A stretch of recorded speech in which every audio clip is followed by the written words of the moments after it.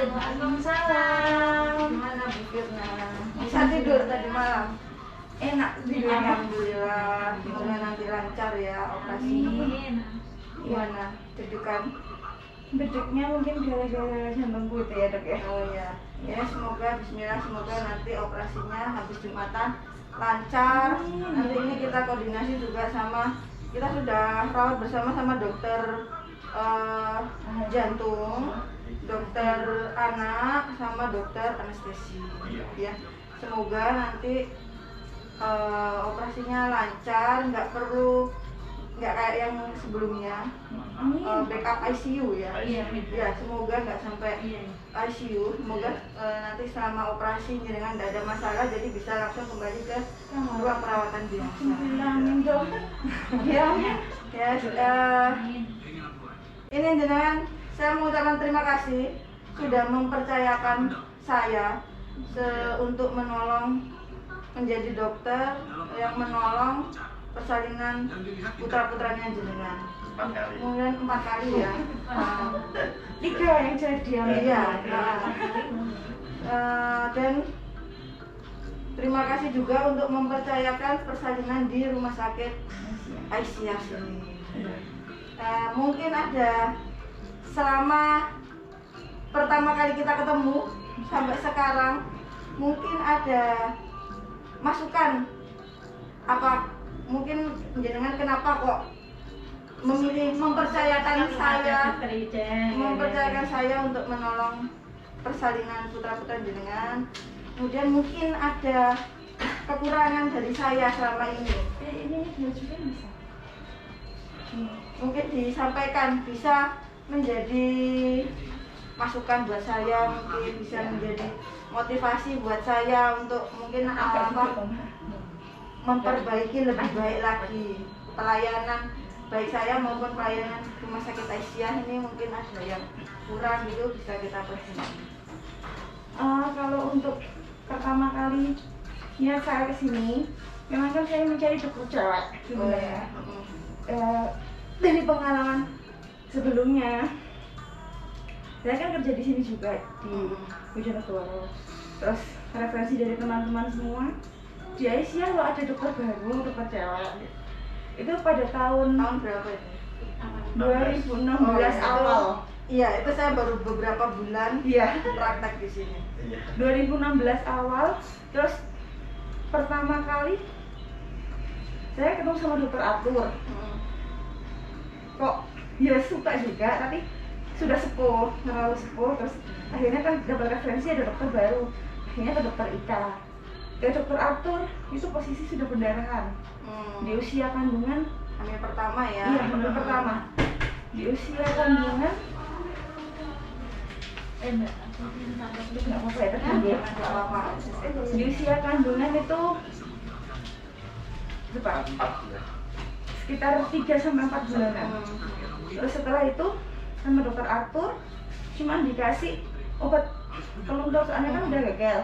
Terus sama dokter Ika malamnya setelah dari kantor saya pingsan kesini ketemu sama dokter Ika, akhirnya dipirat sama dokter Ika. Takutnya ada tindakan gitu loh, apa ya? pelan-pelan. Salah soalnya. Terus setelah sama dokter Ika, suka aku itu kenapa? Langsung ada tindakan itu tadi loh. Jadi kita kan ini harus dikirat. Kalau nggak dikirat kamu susah punya anak gitu kan. Kita kan jadi kan, aku baru nikah, masa nanti susah punya anak gitu. Oke lah, nggak apa-apa. Akhirnya dikirat sama dokter. Lu kok sudah bisa jalan ya aku? Enaknya itu kan biasanya takutku kirat tuh lama nunggu kayak lahiran gitu loh. Takut kan, pikirku pertama kali kan gitu. Akhirnya enggak, malam itu juga bisa jalan. Alhamdulillah cepat prosesnya cepat lah. Proses penyembuhannya cepat. Besoknya boleh pulang. Nah setelah itu setelah setahun sudah hamil lagi. saya konsultasi sama dokter Ika, minta vitamin dok, kok belum hamil. Intinya kayak program lah, promil. Dikasih ini aja sama dokter kan gitu, Polamia Genio kalau nggak salah itu. Akhirnya vitamin lah, mbak apa ya? Ya, yang membuat saya keyakinan saya sampai sekarang, kenapa ya kandunganku sampai sekarang kok sangat kuat gitu loh. Apa gara-gara vitamin itu tadi yang membuat, ya Allah, wow banget vitamin ini. Ini malah lagi kesenggol saya ini kok jadi senggol saya jadi. Ini sudah hamil keempat, anak ketiga ya. Iya, ini hamil keempat, anak ketiga. Setelah kirap itu 1 tahun kemudian pas di bulan yang sama setelah kirap ada isinya. Alhamdulillah. Ya, itu tahun 2017 saya melahirkan.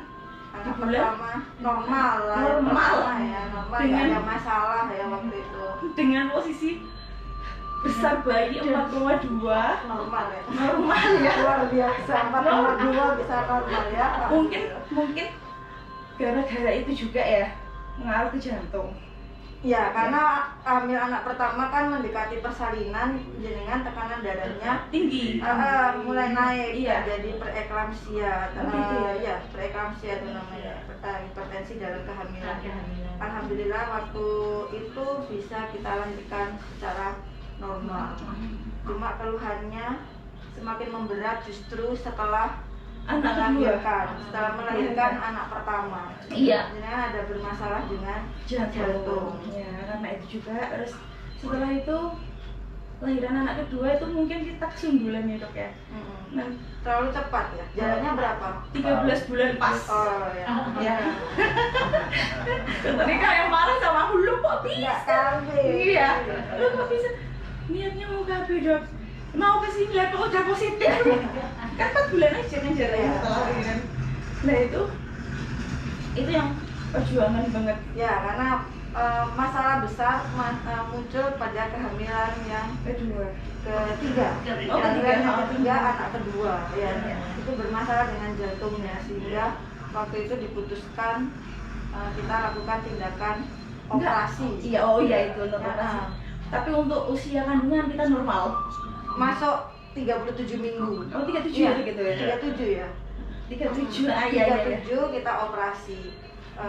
Dan operasinya itu Penuh dengan sandiwara. Iya, karena dokter anestesinya waktu itu memang memutuskan untuk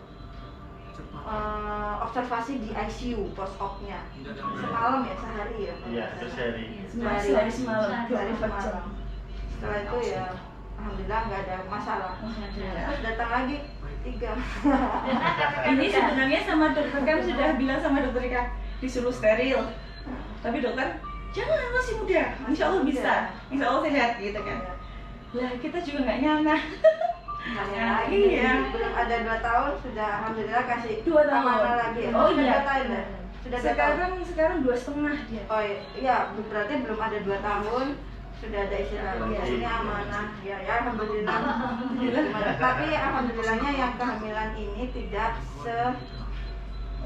drama yang kehamilan yang ketiga kemarin. Ya, keluhannya maksudnya sesaknya, Iya. nafasnya kayak gitu tuh. Soalnya sekarang saya sudah nganggur di rumah. Hamil kedua kan masih kerja. Berat ini kerja jalan. Iya. Ya. Mungkin dari fisik sudah sekarang lebih cerah ya. Kalau pas hamil kedua kering gitu badanku. Aku sendiri ngerasa gitu dok. Terus untuk berat badanku hamil kedua itu cuman 82 kilo. Kalau yang sekarang 87. Iya, iya. Maksudnya nafsu makan juga lebih baik ya.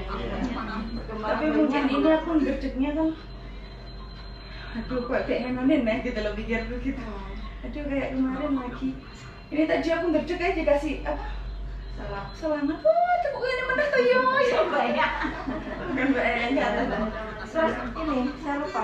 Untuk KB-nya akhirnya apa ya kemarin? Setujunya apa? Steril ya. Sama dokter jantungnya juga disarankan steril ya. Bismillah nanti. Harus wajib. Nanti ST dan steril. Nanti dokter kemarin dokter Ahadi, loh kok lagi? Gitu kan. Iya, udah ya, terakhir. Udah, 3 cukup kan? Iya, cowok semua. Iya. Cowok semua. Makanya aku tuh di rumah kemarin kan sempat bengkak ya dokter ya. Sempat bengkak, badanku drop itu kan mungkin gara-gara sama anak-anak juga. Waktu mbaknya nggak masuk kan aku kadang ngerumat sama bunda tua sendiri. Ya Allah, mulai cah loro usia sama, jadi kan Iya. nggak bisa dipisahin sama maminya. Jadi apa mami ya semua gitu terus. Nah, terus apa mungkin saya ada kekurangan sama ini, ya semoga nanti ini kalau sudah lahiran yang ini sudah steril, semoga nggak ada masalah sampai berikutnya. Tapi kalau nggak sudah steril mami nggak usah kasih masak. Nggak usah, insya Allah. Setelah ketemu dokter Ika aku nanti. Ya dok ya. Iya, makanya tuh biasanya sudah apa namanya tetap pabrik. Berarti 5 tahun berturut-turut sama dokter Ika. Tapi steril itu juga tidak 100%. Ya kan bisa ada kegagalan. Ya, betul. Tidak 100% mencegah kehamilan. Ada kegagalan steril itu masih ada. Sekian persen, memang sedikit, cuma ada. Jadi artinya gagal steril itu ya meskipun sudah dilakukan steril masih terjadi kehamilan. Itu ada. Nah, ini kekurangan saya yang harus saya perbaiki mungkin. Kalau kekurangan dokter Ika selama ini yang saya temui nggak ada sih dok. Masya Allah. Antri aja sih mungkin yang buat aku boring. Iya, Ya. jauh-jauh dari Babat, ya Allah lamanya nunggu antrian. Jadi 2 hari sebelum kesini itu sudah itu dulu daftar pun itu kadang sama mbak sama kok 2 lu. Iya mbak, soalnya aku ki mau gini. Iya mbak, sama kakak langsung bisa catet. Iya saya, soalnya kan juga bingungnya ninggal anak-anak juga di rumah gitu kan. Jadi harus bagi waktu juga, papinya juga akhir bulan, ya udah. Misalnya kayak gini kan dokter biasanya kita tuh mesti nego mbak. Oh dokter akhir bulan di mana? Ini kemarin nego loh, nggak bisa. Tetap ini. Ini harus nggak boleh, saya nggak mau ditunda lagi. Tapi dokter kayak gitu. Wes stop dulu, wes lah ya, wes ya lagi. Ya sudah, bismillah ya. Semoga nanti siang kita ketemu di kamar operasi, semoga lancar, sehat ibu dan bayinya. Amin. Terima kasih banyak. Makasih.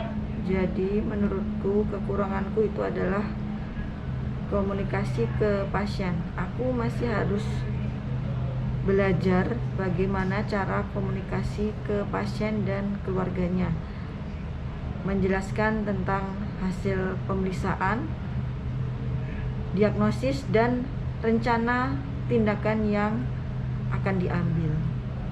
Karena tidak semua pasien itu langsung paham dengan apa yang aku jelaskan.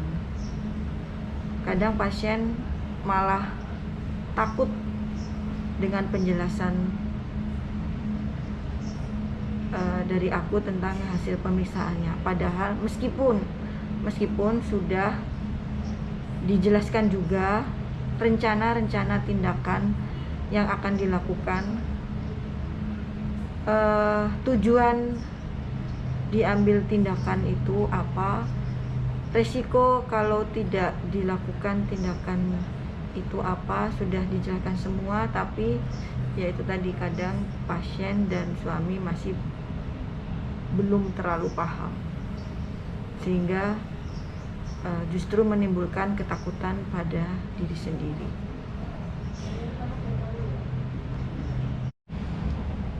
Yang kedua, menurutku aku harus lebih bisa mengontrol emosi.